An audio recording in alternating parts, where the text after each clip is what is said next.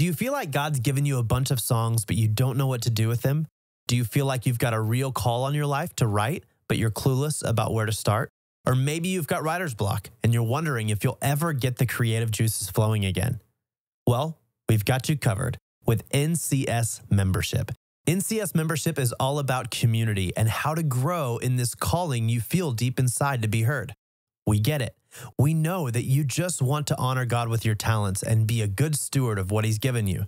And that's why NCS membership could be your next right step to grow, learn, be challenged, get connected, and ultimately fulfill your dreams to glorify God and reach others with the same passion you feel. It's designed to help you tell your story and to reach listeners who will love your songs. With your NCS membership, you'll receive 24/7 access to valuable masterclasses on topics such as modern hymn writing, worship writing, song form, lyric development, and recording home demos, as well as discounts for other NCS products and a deep connection into a community of creatives who get you. There are a lot of songwriters out there, so you need to be the best you can be to stand out, be heard, and become the songwriter you were born to be. Just go to NashvilleChristianSongwriters.com now to check out all the great benefits of becoming part of a decidedly Christian community of songwriters from all over the world. NCS membership, your next right step to being heard. Hey everybody, welcome to the Song Revolution podcast, brought to you by Nashville Christian Songwriters. Nashville Christian Songwriters exists to empower Christian songwriters worldwide. I'm John Chisholm, and this podcast exists to bring you valuable songwriting insights, inspiration, interviews, and just all around good fun with some of the greatest songwriters, producers, arrangers, artists, and creatives, and beyond. You can find out a whole lot more about us at NashvilleChristianSongwriters.com. Hey everybody, welcome to the show. So glad you're here to take a few minutes to get yourself inspired. We're going to be bringing a show out of the archives today with award-winning word music songwriter Tony Wood. At the time that Tony and I sat down to record this, he had 29 number one hit songs, and I know he's had more since this time. And this dude has had 700 songs, over 700 songs recorded in his career. I mean, how amazing is that? He's been recorded by Point of Grace, Michael W. Smith, Selah, For Him, Sandy Patty, Natalie Grant, Avalon, Jenny Owens, Mark Schultz, Brian Luttrell of the Backstreet Boys, Matt Redman. I mean, who gets songs recorded by Matt Redman, Stephen Curtis Chapman, on and on. Big Daddy Weave, I'm looking down the list here. It is incredible. Mandisa, Francesca Battistelli, Colton Dixon, Nicole C. Mullen, Larnell Harris. Goodness, who else? Joy Williams. Goodness. And on and on and on it goes. It's just crazy, amazing what this man has done. And we had a delightful talk. Wait, Carrie Job, I'm seeing more here. Meredith Andrews, Kim Hill, the Oak Ridge Boys, Don Moen, Kathy Tricoli, Lincoln Brewster. Who else, for crying out loud? Oh my gosh, it's just such an incredible list of people who have recorded Tony Wood songs. So if you want to learn about great Christian songwriting, you don't want to miss this show. Now, even if you heard it when we released it originally, maybe you want to go back and listen to this thing, because this guy has some amazing things that you don't want to miss. So sit back and enjoy with me our great friend, hit songwriter Tony Wood.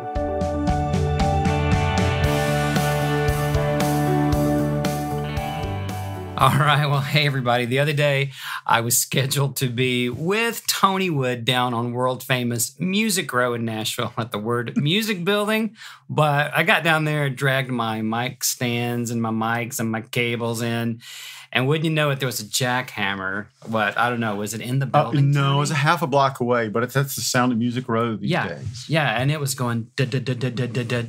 It's like, no way. And then about twice a day, there's blasting where the whole floor and all the buildings for a couple of blocks just rattles and shakes. How funny. So now we're in Tony Wood's home studio down in lovely rural Brentwood.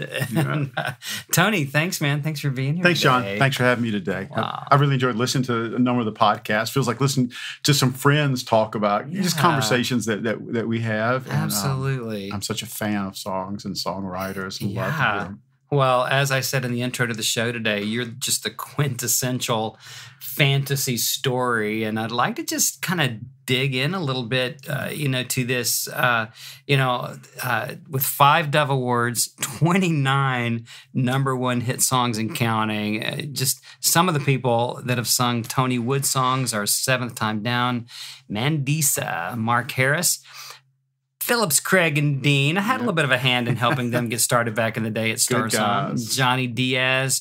I love this girl's name, Francesca Battistelli. Yep. Hawk Nelson, Pocket Full of Rocks, Travis Cottrell, Point of Grace, Michael W. Smith, Matt Redman, Big Daddy Weave, Meredith Andrews, and how many are left? 21 or more besides that. So the list just keeps going. I'm just so glad to be able to sit here and talk with you about this. Obviously you've been at this for a long time, and this kind of success just doesn't happen overnight for anybody. So, why don't you take us back a little bit?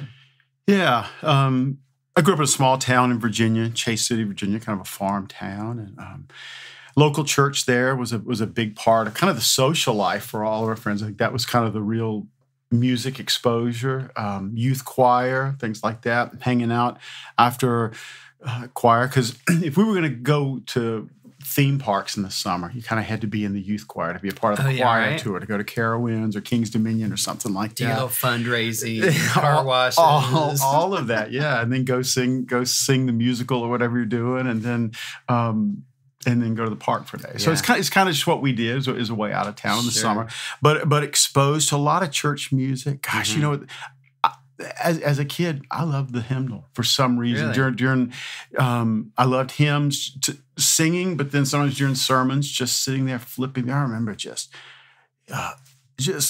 caught up in the words of "Holy, holy, holy." Wow. Whatever that was about. You're 13 years old and not fully getting what that hymn really deals with. But just it connects somehow deep. Baptist church? Yeah, small Baptist church in my hometown. And well, before you go too far, what were the musicals you guys would sing? Because I think I'm probably a little older than you, but Celebrate Life, of course, was one of the big ones. Reagan and Cynthia, it was a great one. I don't know, it was a number through the years, but like Kurt Kaiser's singing Celebrate book, all of those songs. Would Pass It On when it was new. I was just about to start singing it. It only takes a spot. All of those. Golly. Wow. Just love those, which was really the contemporary Christian music at the time. That's the late 70s. And it was a part of what we knew. Yeah. I got saved in 76. Okay. Like radically saved. Cherry Road Baptist Church in Memphis, Tennessee. Okay. Yeah. So that was what was, the popular music. Yeah. I mean, those are some of the very first Christian songs I ever learned. A lot of Gaither things, Dallas Home and Praise coming along at that time. And I started learning to play piano kind of at that time too in high school. And so those were some of the songs I'm learning to play. And then hanging around after choir practice, just playing, friends standing around singing. Started kind of recruiting several friends of mine that were in the youth group and who were good singers. I was never a good singer, but and have never improved one stitch. But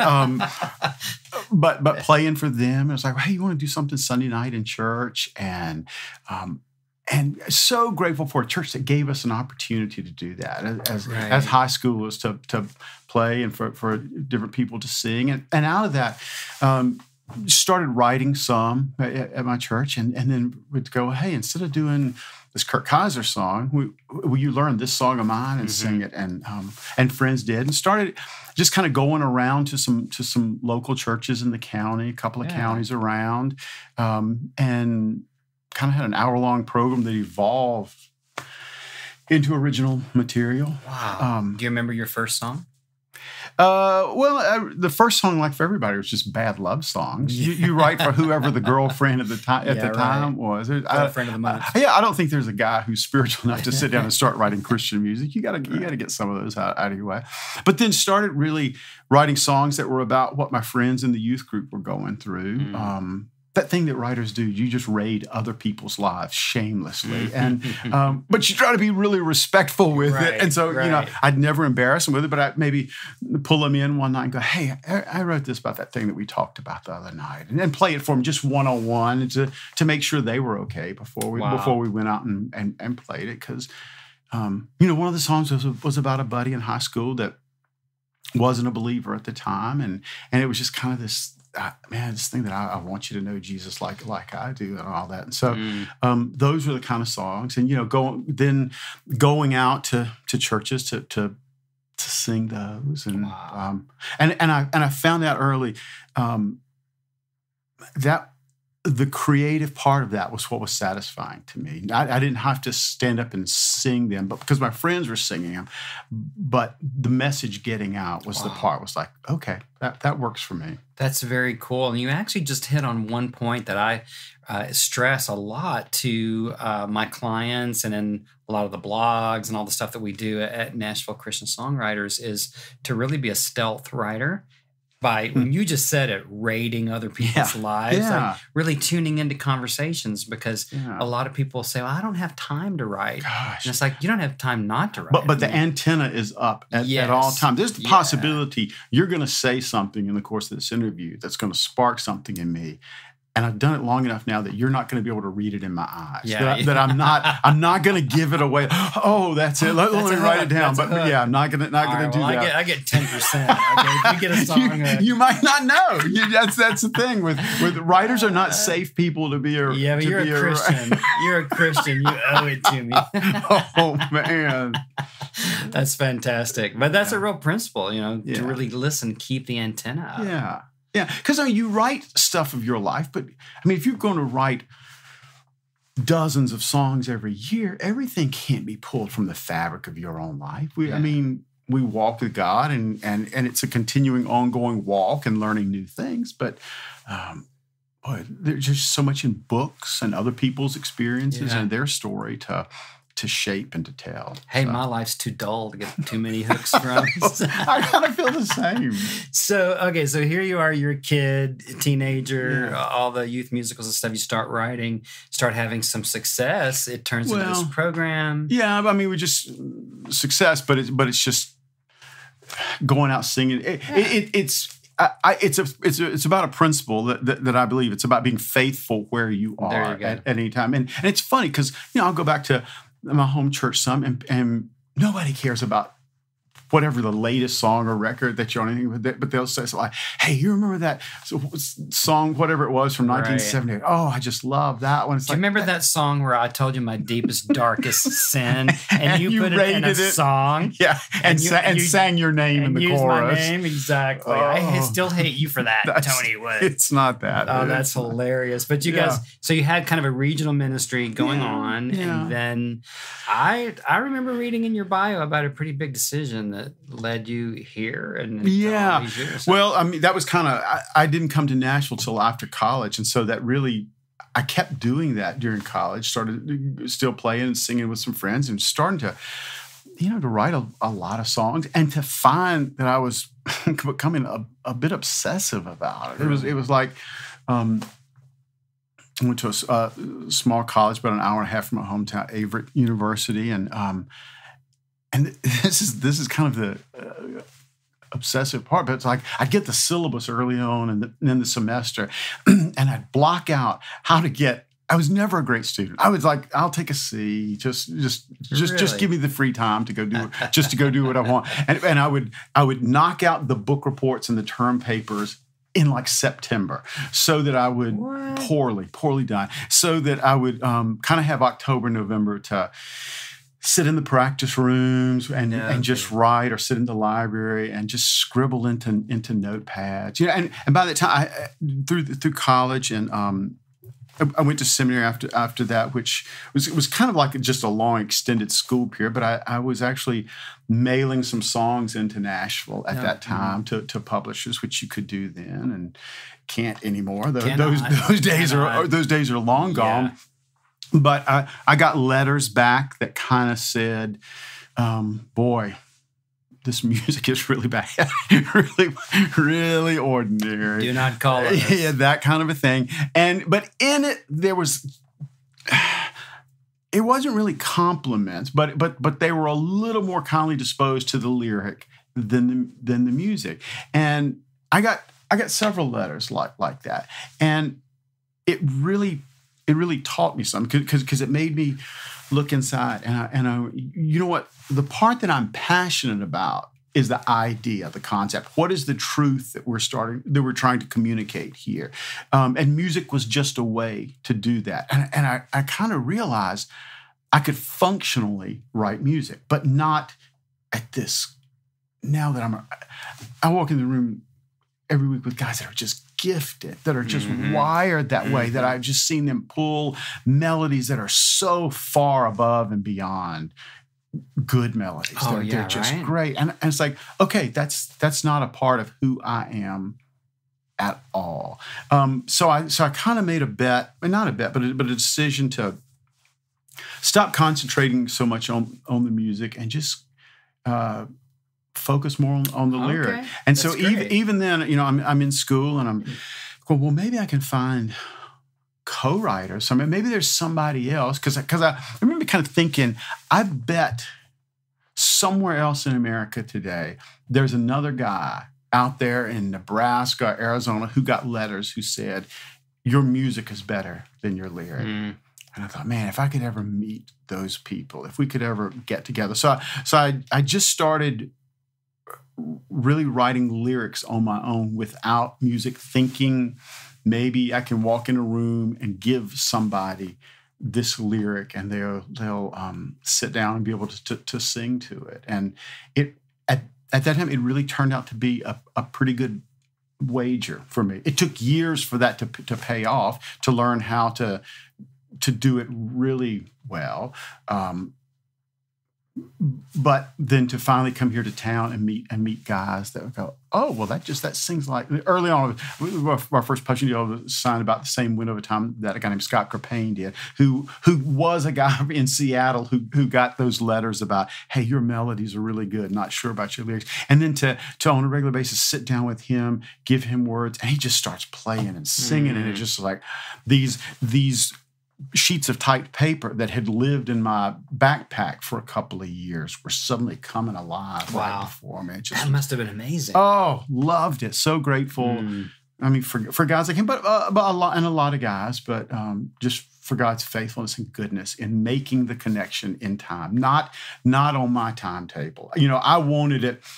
I wanted those connections when I was back in college. And he's like, no, let's get through college. Let's get through grad school. Let's uproot the family, move to Nashville. Let's take a couple of kind of plain, nothing happening years there. And then I'll start to introduce you. So it's like, oh, yeah, like 10 years after I really wanted it to happen. Right. But in his faithfulness and his goodness, I'm so grateful. Wow. Yeah. So were you a music major in school the first time? I was really more of kind of a ministry major. I also love student ministry. I think just because of the way that I was raised, church, youth ministry, music was such a part of it. So I served at a church here in town for about a decade as student ministry and worship leader there. And while you were kind of getting your songwriting kind of getting going with that, yeah. And also in a couple of churches before I moved here to town too. That's cool. So was meeting Scott your first big break, or what? How did that happen? The thing that was significant for me when I came to town, because my wife and I moved here knowing absolutely nobody. Yeah, it was just a leap of faith. It was, I mean, felt like that's what God wanted you to do. Yeah, when I was graduating, we'd been married for about a year and a half, and it's like, okay, we can settle anywhere. How about Nashville? We were both scared to death because both of our families are in Virginia. Let's see, Nashville, Muskegon, Nashville, Muskogee. Where are we going to go? The whole world's coming to Nashville now, but it wasn't. It wasn't quite that way then. So we did, and I took a. There was a seminar that ASCAP was offering, like 6 or 7 Monday nights in a row, and there were different panels, Christian songwriters, where they'd have a bunch of writers one night come and talk, a bunch of publishers one night, a bunch of studio musicians, just kind of giving an overview of the Christian music industry. And that was the first time I'd ever had a song critiqued in a public. Oh, man, were you freaking out? Oh, John, just talking about it right now, I feel what I felt. The vulnerability of that, of never having played a song professionally for anybody, not professionally, but trying this professional connection, and it's just this dinky little piano work tape, and they cranked it up so loud in the ASCAP boardroom. About 4 people sitting up front and about 30 people in the class, and you just feel completely naked. You're sweating, just dying. Yeah, and you know what? And in the 5 minutes after that, in their comments, I learned more about songwriting in that 5 minutes than I had in the 5 years before that. Just the way that they broke it apart and showed me some things that were wrong and said, this is the choice you made and this was the better choice. And I was just, it was worth it for the pain. That's the vulnerability and all that was awful. But what they taught me after that was just so worth it. I appreciated that. Wow. At the end of that conference, a thing that had that scared me. One of the writers there that night, I think it was Dwight Lyles, who said, I know y'all have worked together a lot, said the hardest meeting to get in Nashville with a publisher is not the first meeting. The hardest meeting to get is the second meeting, and that terrified me because I'm an introvert, as most creatives are, and so the thought of walking up and introducing the whole networking word just, it terrifies me because it feels like walking up to a stranger going, hey, I'm Tony and you need to meet me because, and I don't have a bone of that now in my body. And then with Dwight's comment, it just made the wall that much higher to get over. It's like, well, I don't want to be premature, and I don't want to, make the bad first impression and then have to get over it later. I stewed on that for a month or so. And so the first, they're just kind of cowboy up moments along the way where you go, okay, I got to do this. So I called Tom Long at ASCAP and I said, hey, gosh, so grateful. Such a great guy. Yes. And I said, I was in the class that you were offering at ASCAP. Somebody said the hardest meeting to get with a publisher is not the first, but the second. Tom, I want to know when the time is right. I don't trust myself. I need somebody to tell me. Here comes the question, Tom, will you be that guy for me? And Tom said, well, nobody's ever asked me that. Why don't let's meet every 4 to 6 weeks, bring me the lyrics that you're working on at that time, and let me take a look at them, and I'll tell you. I was like, okay. So I go back home, call Tom in about a month and say, okay, ready to show you some things. And I walked in, laid 3 pieces of typed paper on the desk for him and stood there trying not to twitch or move or anything while he reads. He reads, looks up and says, I know some people you need to meet, get in the car. And it freaked me out internally for a second. It really did. I've told people, just the honest truth is, I said, "Hey, Tom, give me a minute," and I went to the bathroom and I cried. I was so overwhelmed by this is it. This is meeting a publisher, going, "Hey, please like me," all of that. Yeah.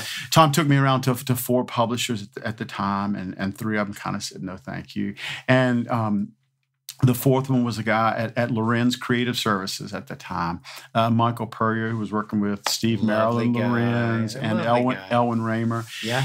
And I think because Michael himself is a lyric writer, I think he kind of got where I was coming from, and he kind of saw what I had, and he said, "Well, hey, why don't you just start hanging out here some? Let me see if I can get some of my writers to write with you," and that was kind of the beginning right there. Yeah, it's just a slow build of a relationship. I just show up, try not to be a pest, but he started putting me. I mean, they had some great writers Greg Nelson, Phil McHugh, some of the early Stephen Curtis stuff, Scott Wesley Brown, Dick and Mel Tunney. It's like people that I'm just like in awe of what they're doing. This is like early 90s. In Christian music, but also some new guys coming through the door at that time. A guy named Danny Myrick and I were put together for a lot of things, and Scott in that time, and Kyle Matthews and some other people that you kind of come through the door at the same time with and learn and work your way up. Right. So that was the beginning. Wow. Michael is just a legend. He and I actually wrote a song together, was it early this year or late last year? It's just been in the last 6 or 8 months, I forget. But he's been a good friend from as long as I've known him in Nashville, and he is kind of the one that I credit with the beginning of every good thing that's happened. That is so cool. And there's so many elements to your story, even up to this point, that I think are really, really awesome, but critical in the sense that you were following God's leading, but it was a process, and it wasn't something that just... And it was slow. It's slow. It didn't drop on you overnight, right? No, I was signed to Lorenz as a staff writer for a couple of years before I kind of had my first song recorded. Wow. Yeah. Wow. Yeah, thinking that, you think you sign up, great things are going to start happening, but then you got to just start building a catalog for them to start working. The same thing kind of happened to me. I came to town to take a church job that fell through. We had no place to live, $40. It was late 83. Okay. Just this kid that I met in our apartment complex happened to know Bill Gaither, or Gary McSpadden, actually. Just happened to know. And so he heard my songs, introduced me to Gary. Gary introduced me to Bill. They signed me to a publishing contract. I couldn't write my way out of a paper bag. But, by golly, I taught myself and hung out like you did. But it suddenly gave you access probably to other people at the same stage of development along the way who were learning together. But I remember Gary and Bill they'd patiently listen to my songs. I'm not sure why they even let me hang around. But I remember the day that I finally kind of crossed some sort of threshold somehow, because Gary, I can see the look on Gary's face when he would look at it. It's kind of like when you look at an ugly baby and you go, "Yep, that's a baby," that kind of thing, right? Yeah. But I remember the day that I finally kind of crossed over this magical threshold, and something jumped up in my understanding. And does that make sense? Was it in the way that they reacted to a song you had written, or did you just kind of have an insight you hadn't had before? Well, I think it was the insight. I think it was the insight of what took me from striving and average to, okay, I'm starting to get this. Yeah. I'm starting to get the principles. Was there a moment in you said it took you a while before you actually got my first cut, but was there a moment a revelation? I don't know that moment's happened because I'm still striving. I'm still trying to turn, where's the next song coming from? I heard a writer say one time, it's like, you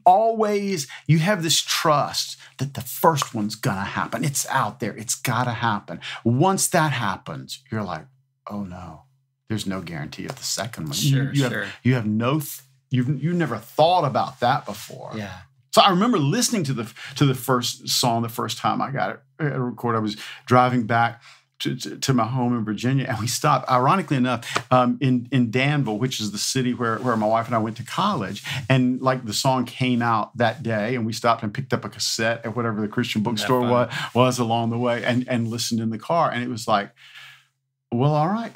That's what we dreamed about. Somebody singing my song. I prayed about that as a young guy. God, could there ever be a time where somebody else would sing my song? Would you ever let me get a song on a record? Would you let me get a song on the radio?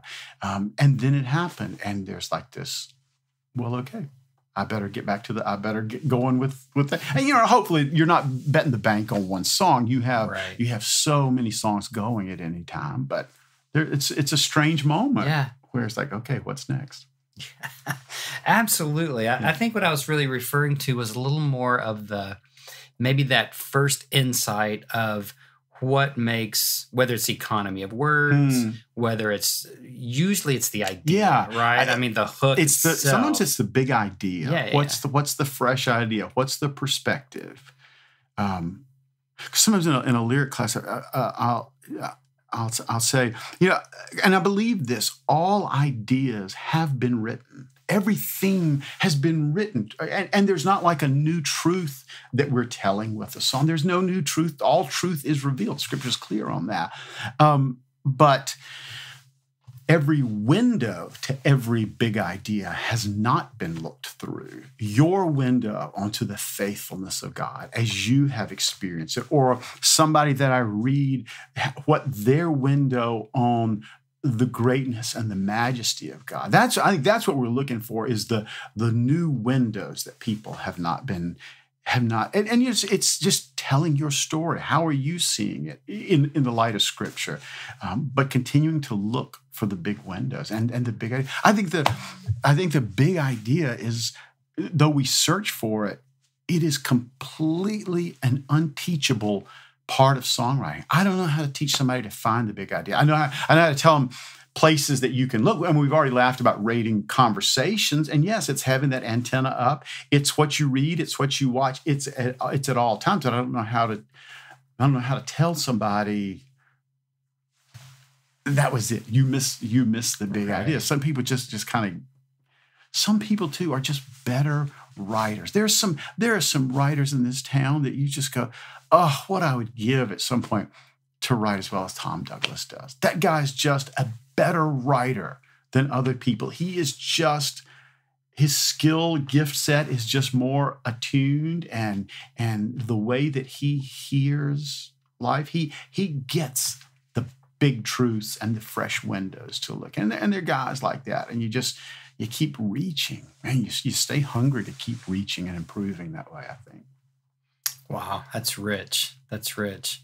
So where do we jump off from there? So many good things you just said. I love the concept of looking through the big window at the faithfulness of God, the grandeur of this gospel. Yeah, because how many songs on the faithfulness of God in all your years now have you written? You've written a lot of songs about that. Some of them probably like, oh, that really moves me. That's really fresh. The others are just as true. There are a lot of true songs, but the window that we look through at them, it's very familiar. It's very, other people have written about that, but bringing something different or something unique.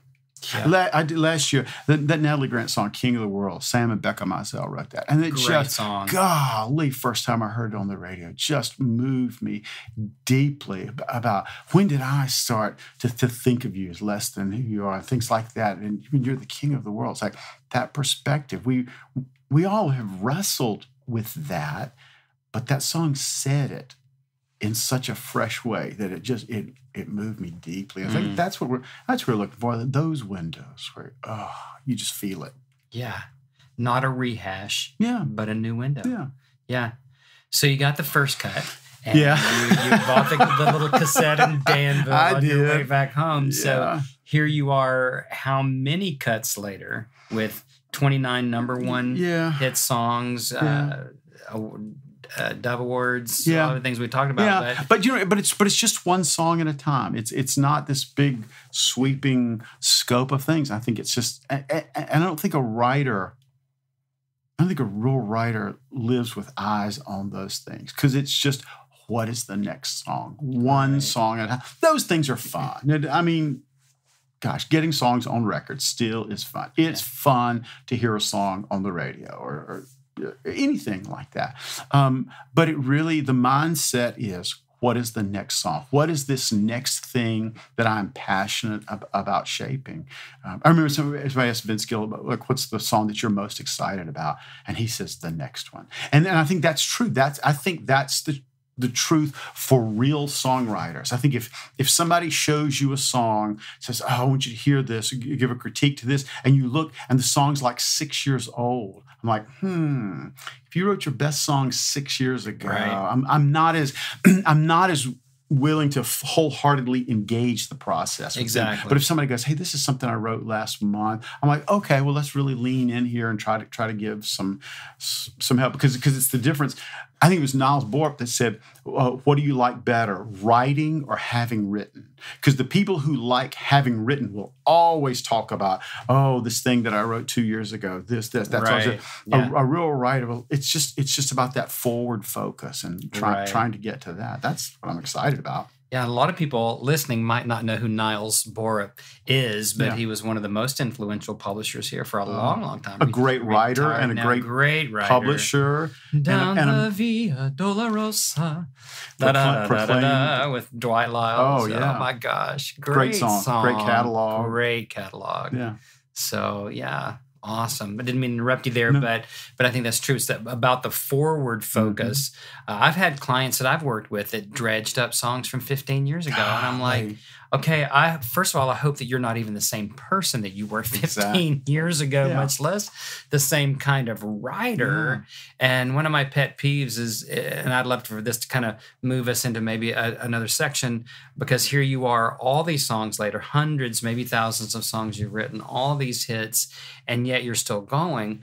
One of the pet peeves that I have is that most of the writers that I deal with, aspiring or the people that are in my client roster, they just tend to write on empty. It's like they're not resourcing themselves at all, and they're like, "How do I find ideas? How do I, where's the?" And it's like, come on, are you that unresourceful in your life? Are you still wondering where a grocery store is? Don't you know where the Kroger is? It's right down the street. How to feed yourself creatively. Exactly. So talk to us about your process on that. Well, we said earlier, anything is fair game, and it really is. I mean, I'm a reader. I think most people who are lyric writers, who are at least more engaged on that side, are everybody except Dave Clark. He's the exception to so many rules in this town. Another great songwriter, great publisher. If you don't know, guy you should have on the show one time, because he's taught me so much about songwriting. But yet, as a friend, okay, I'll just tell it on him, just because. We met years ago. We were put together for an assignment. We were to work on together as two lyric writers together, and he was enough years ahead of me. Had all those great For Him, Phillips, Craig, and Dean, Lauren L. songs that I just I'm new to town, and I'm just in my church, working faithfully, like 50 hours a week there, writing on Thursdays because that was my day off, scheduling 2 appointments. But and he's just killing it, songs all over. And so we were put together, and I go to his house to hang out. It's like I'm driving over there. I'm like, I can't wait to see what's on his bookshelf, what he reads, what really feeds him. And I walked in. There were no books in the room, but there was the complete VHS series of Hogan's Hero. And it just started this mystery. It was like, okay, God, how does this work? How does this guy write these profound songs? And he watches Hogan's Heroes. I can't even remember the theme to that. I grew up on that show too, but that was not a favorite show of mine along the way. But I think that you gotta be a reader, or if TV or movies is your thing, it's the way that you think analytically to get it. Lots of sermons and podcasts. There's always, I just keep a list of things in front of me that I'm trying to get to. So it's an awareness. It's just kind of an attitude and a mindset that and we talked about having the radar up, but feeding yourself. Yeah, I mean, how can people write great words if they're not filled with great words? I think, And it's this franticness of always just attuned. What's next? Who's saying it? It's in church. It's like having that bulletin with that blank back sheet to it. Like, isn't that just the best thing that churches do? Pass out that little blank piece of paper during the sermon. My Evernote app. I mean, something. They've got to come from somewhere. That and keeping Post-it notes everywhere around me, on my desk, my car, bedside table, all those little things for stuff that you jot down that you will forget if you don't put them down somewhere. Yeah, that's so true. So how do you stay current? I'm real fortunate to be. I'm with Word Publishing now, and they continue to put me in the room with new people, some new artists, new writers that I've not written with before. I really welcome that as getting with new people, because I do not know where the next good song is going to come from. I don't know what the combination is. I look back on songs that I love that I wrote with somebody. It was like, well, at some point there was a first co-write with them that was like, is this going to work? I don't know. And I think you got to give a new relationship at least 3 songs to see if that's really. You can't tell something on one Right. day. So you have a bad day the first one, I have a bad day the second. You just can't really judge that. There's a jackhammer on the third. That's right. It's something. But after about 3 songs in, you can kind of tell.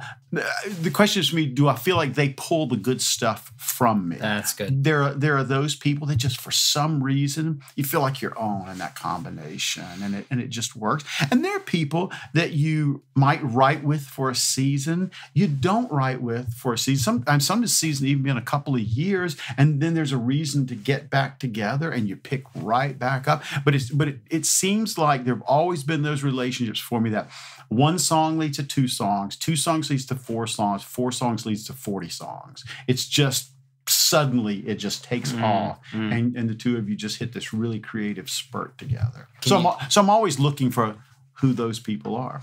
Are you in a current co-writing relationship like that? And who have been your top 1 or 2 or 3? Well, it's funny because it doesn't feel like it feels a little bit more. I think with records being slower coming around, that the process is just slowed down. So that it used to be that an artist was, if you're making a record every 12 or 18 months, it was like, okay, new record comes out, they go work it hard, come back. We got 5-6 months to really be creative. Well, now a record running 2 to 3 years, 4 sometimes on the big years. There's just the writing cycle with some artists so it's a different rhythm these days. Right. Well, did you write some things with Lisa Turner for the new Integrity record? Couple of things on her new project Michael they just Farron released. Yeah. Farron and I have written together a lot through the years, and she was one that he brought into the process. I met her a couple of times previously, like at some writer retreats and stuff like that. We had her on the podcast. Yeah, that was great. She is so gifted. Just love her heart.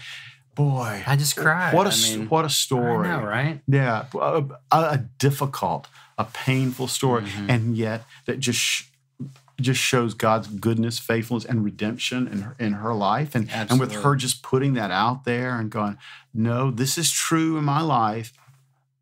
And it's not good and it's not pretty, but this is true about who God is. Yeah. It just moves. So the thought to write some songs that hold the tension, hold the truth of that with her, man, good friend, like her a lot.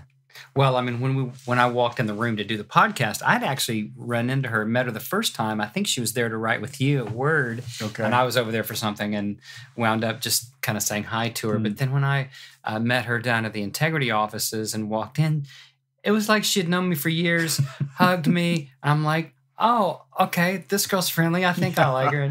And then, but by the time the interview was over, I'm like trying to get her to come over and have dinner with her and her husband, come over and have dinner with me and my wife. Yeah. And, a great singer and communicator. Gosh, yes, absolutely. Do you remember, you said you wrote a couple of songs. Do you remember what they were on that record?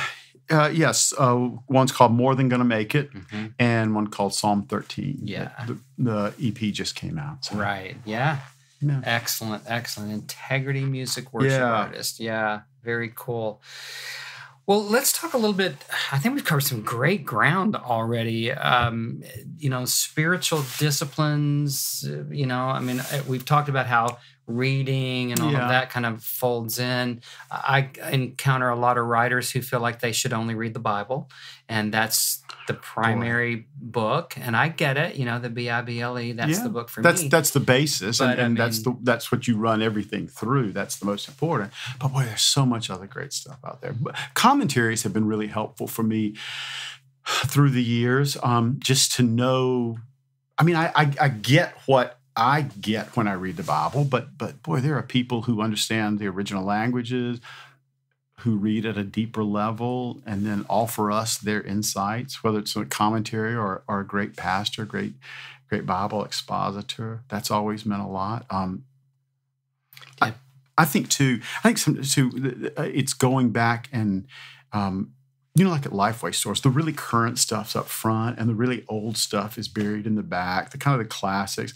And I think it's important to read some things that you read it because you think you ought to read it. Maybe it's not exactly what you're going, I want, but some things that have been significant for me along the way are ones that I kind of feel like if I'm going to be a writer, I probably at some point ought to really read a systematic theology book just to kind of ground myself. Dude, I'm gonna have to edit that out of this podcast. I mean, come on. It's sitting right there. But you don't go, oh, I want to do that. But you get into it, and it just feeds you at a level. I don't know, you don't get a direct song from that, but it alters your I don't know, just kind of the grid that you start to think through for songs and how you approach, because you want to handle truth accurately. You want to be a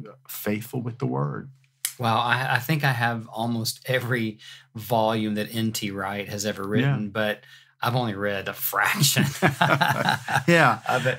Who do you read? I mean, I found recently A.W. Pink and A.W. Tozier have been really helpful for me, and then and fun stuff too. And John Grisham in the last 3 years has been the good escape from just a lot, just fun stuff, but then some poetry stuff along the way. I don't know. I always seems to be reading a lot of biographies, a lot of music people, songwriters, other performers. Yeah, you were telling me about a book before we started the podcast here. What's that book? A thing called There's Always Magic in the Air. And it's kind of about the brill building era of songwriting. And I think I'm fascinated by that because I love so many of those songs, the pop songs that came from that, the late 60s and all. But I see just how they worked in little cubicles and little pairs, hustling to get on a record with trying to get their publisher to like the song, so he would go pitch it. There are just so many connections to what really goes on here in Nashville, and but they were just writing songs like "You Make Me Feel Like a Natural Woman" and "Up on the Roof." You've got a friend. Just massive pop songs like that. Let's go back for just a second because some of the listeners might not know what the Brill Building. The Brill Building. B-R-I-L-L. Brill Building in New York. In Times Square. And it was pairs of songwriters. And they were mostly teenagers from Brooklyn coming over, getting pub deals with Don Kirshner and Al Nevins at that time, and Carole King and her future husband, Jerry Goffin, Neil Sedaka, Barry Mann, Cynthia Weil, all of these people. It's like, if you want to be a student of songwriting, just go to their website, get a list of their 20 biggest songs, create a Spotify playlist or Apple Music playlist, and just listen. These are all master craftsmen at great writing. Mm-hmm. And you just really hit on something that I emphasize over and over and over. And we were talking about earlier about writers writing on empty. Mm-hmm. I keep telling them, listen. Yeah. Listen to music. I mean, listen to conversations and everything we've been talking about, but listen to songs. I mean, but I think it's too. I think it's not just listen to what you want to listen to. Listen. If there's somebody that you are a fan of, find an interview and find what they listened to growing up. Find what fed them, and then make yourself creative. I still do that. I'm kind of really late to the Bob Dylan ball game. It was only a couple of years back that so many. Billy Joel just lauds Bob Dylan as a writer. I'm such a Billy Joel fan. It's like, well, okay, well then I'm gonna go back and listen to some of the Dylan stuff, and I get it now. I mean, I guess I always found more Bob Dylan songs than you think you do, but I always kind of found the voice a bit off-putting and never got into it, but to go back and to go, okay, get past that and get to the craft of the song. Okay, I get Bob Dylan now at a level. So I'm always doing that. I'm listening to who do the writers that I respect. And if there's a name that pops up 2 or 3 times, you hear writers mention Jimmy Webb enough, and you go, okay, I need to know who Jimmy Webb is. Yeah. And then this world opens to you that you're like, wow, what a craftsman. Yeah, and even Dylan was influenced, Woody and Arlo Guthrie and keep even going folk back. Song, keep going back and going back. Yeah. Wow. I think that's it. It's kind of close to like what I said was not just reading the books you want to read some you ought to. And I think you can treat music kind of like that. Ask a writer or somebody that you respect, hey, who's somebody that you think would be helpful for me to study as a writer? I think you can do that with Christian songwriters. I think there's some great writers around, and just study what they've done. Yeah, absolutely. Sometimes it's just making a playlist of their songs and living with it. A lot of people, really dismiss the Christian music industry these days and the artists as shallow and whatever. But the deeper I go into these podcasts and meeting beautiful people, such as Elisa Turner and a bunch of these other people, you go back and look through the list of them. But I'm more and more impressed, actually, with the caliber of people that I'm meeting. Of course, I've been in the industry for 30 years, but I really believe God's still doing a work. He's still working through all this, but to not be cynical about it and all that kind of stuff.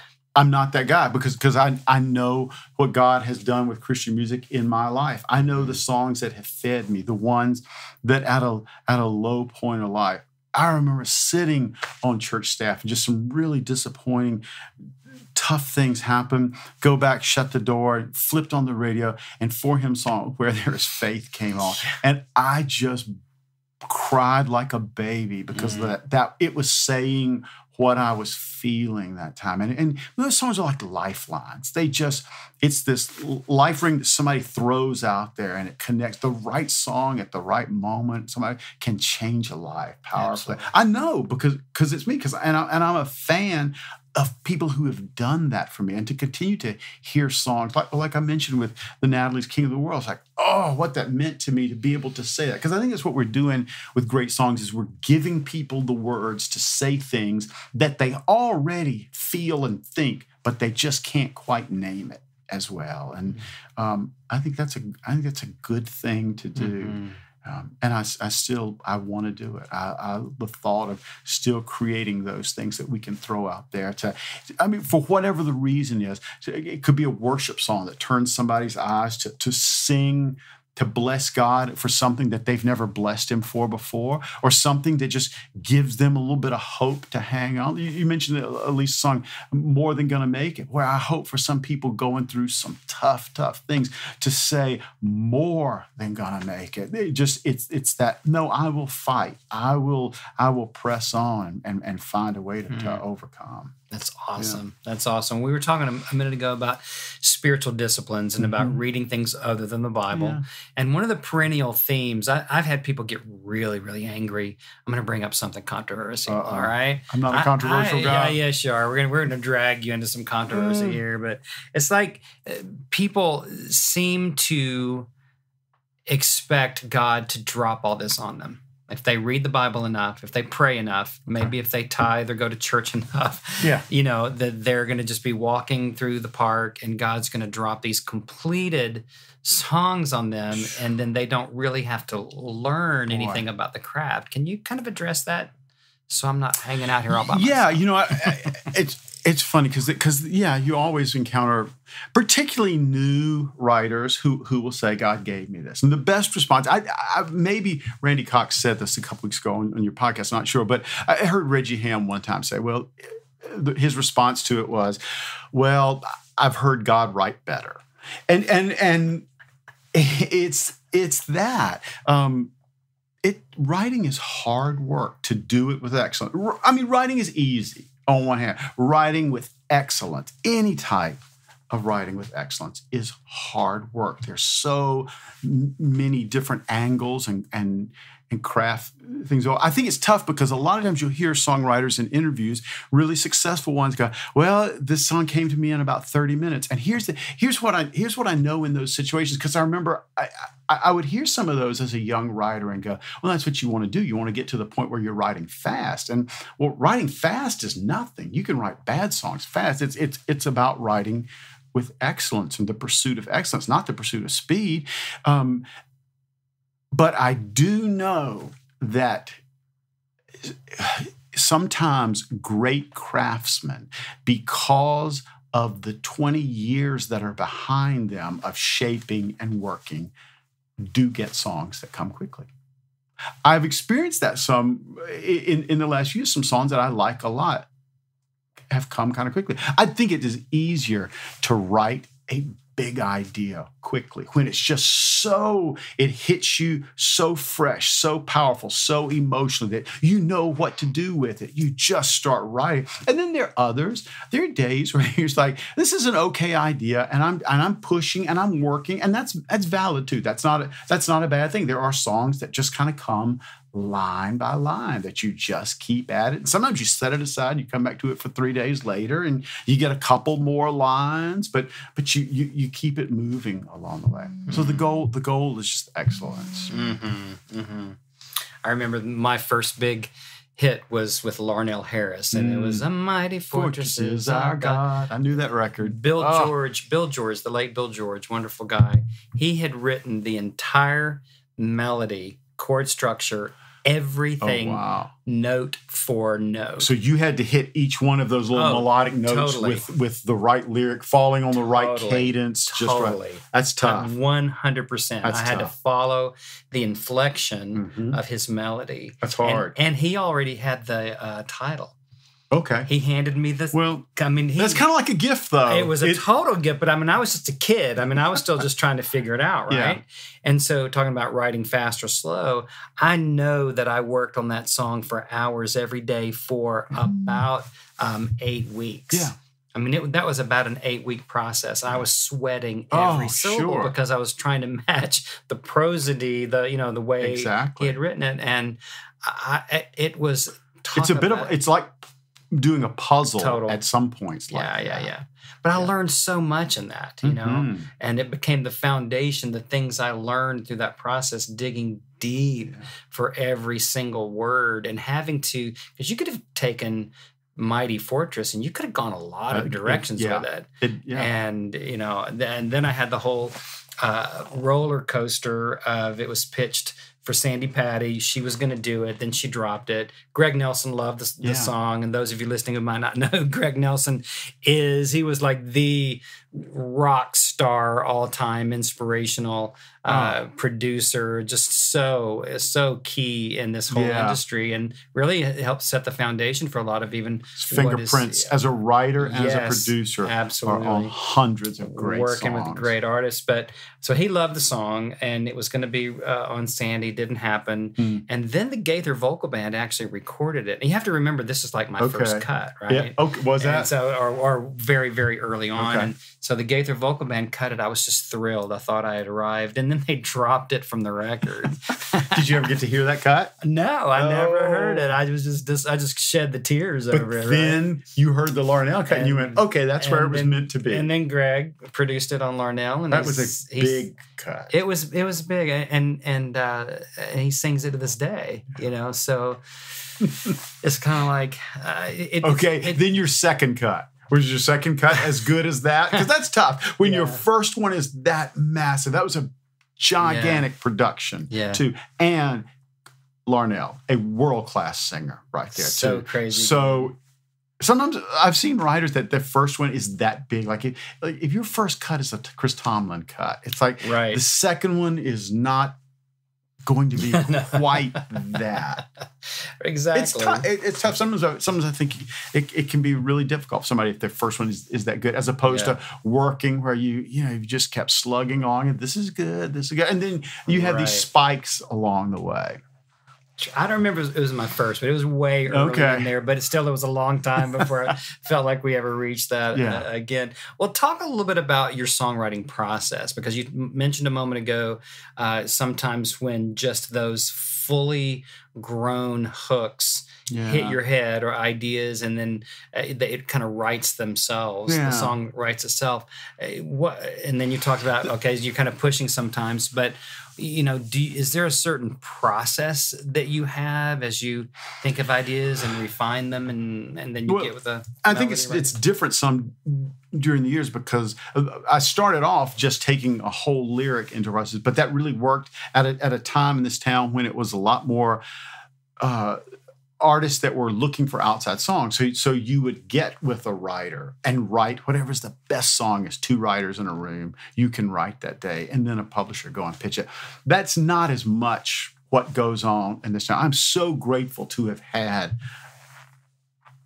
a stretch in a career where that was the reality. These days, with less artists cutting outside songs, it's more of getting in the room with the artist, asking first if they've got something that they're passionate about saying, and then trying to help shape that in a way. Hey, is this the way you'd say it? Hey, how about this? Or sometimes they go, sometimes you catch them on a day when it's like maybe they've been writing a lot and kind of a little tapped out, and they'll say, well, do you have anything? And then you can bring in a piece of one of these ideas that you're passionate about. So I keep things, a number of songs always at different stages of development. I mean, I've got a folder with some completed lyrics that I could walk in. I've got others where it's like, well, here's a chorus or here's a verse. Then, boy, just this scratch paper pile of, well, here's something. Is this a title or is this an opening line? So it's always just piles of things at different points of development, whatever is the jumping off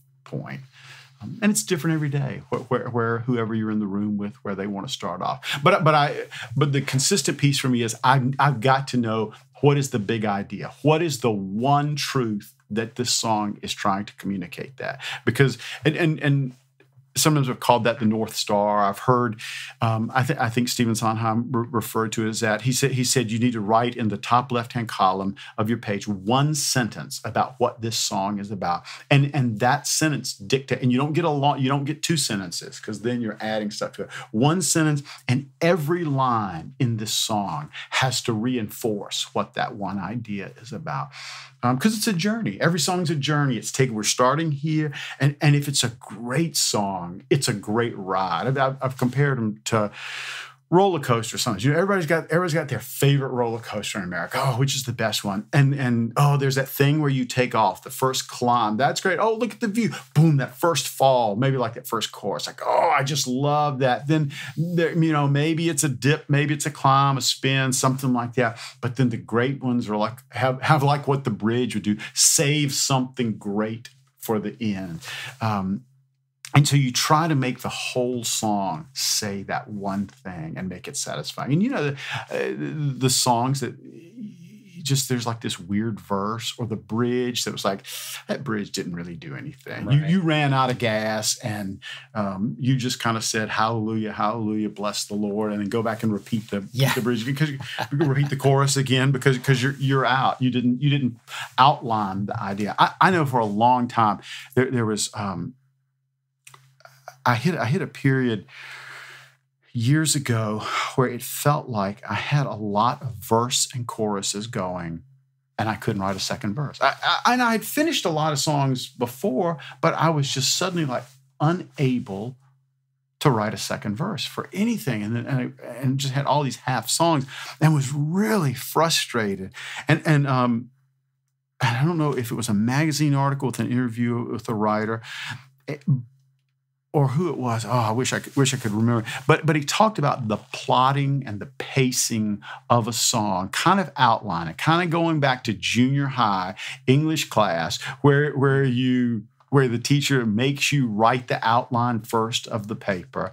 And so, it's not always on paper, but it is certainly in my mind that I'm thinking that. Early, if we were writing a song and we've got a title and an idea on the table and we're starting about, I'm going to start thinking not just what is the first verse about, but what is the second verse about. So I want to save myself at least a couple of words. If I can have 2 words to write in the margin for that second verse, to tell myself I will not say hope in that first verse and I will not say hope in the chorus, so that I've got that in the second verse to do with. What I found out, what that article that I read helped me find out, was sometimes I was in the rush of getting it down on paper. I was saying everything in the first verse and the chorus.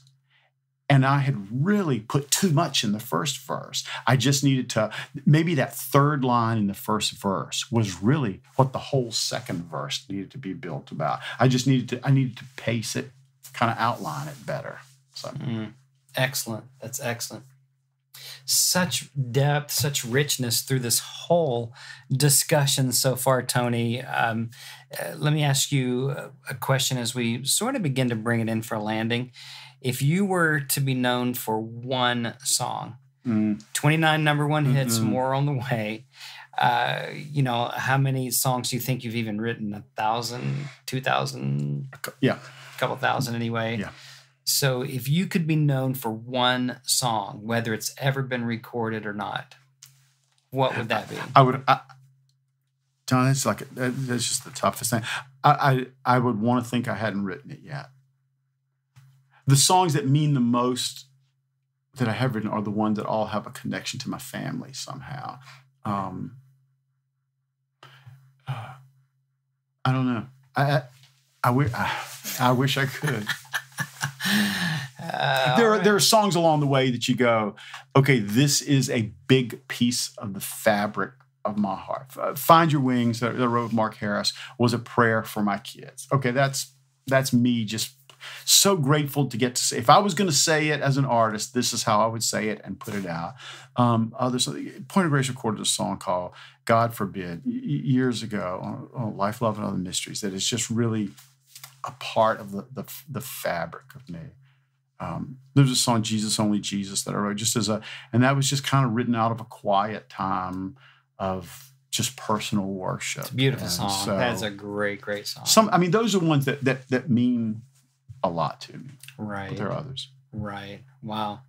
Well, Tony, man, this has been great. I wanted to take just a moment to acknowledge you and just recognize your outstanding contribution. I'm looking at your shelves filled with Dove Awards and ASCAP Awards and walls full of gold records and your name all over Christian music, for the last, how many years? 25? It's been 26 years, 26 as a staff writer. Right. So grateful for God's goodness at that. The things that I prayed for at one time. God, could there be a time where I just kind of write songs about you? Yeah. And He has allowed that. Wow, that's so beautiful. And so I just want to thank you on behalf of everyone who's ever been touched by one of your songs, and probably millions of people who will never know your name, right? Yeah. They'll know the artist's name, and they'll know how that song made them feel, but you and so many writers are unsung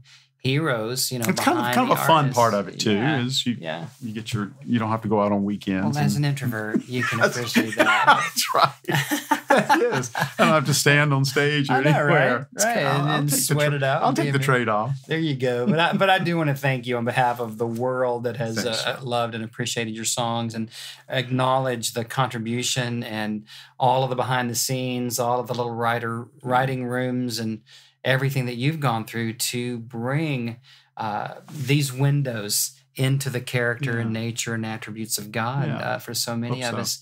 If you were to think of one thing that you would leave with the aspiring songwriters who, like you, feel like their lives would just miraculously change if a popular artist sang their song, or they heard their songs on the radio or something like that. Is there one thing that you would leave with them to encourage them today?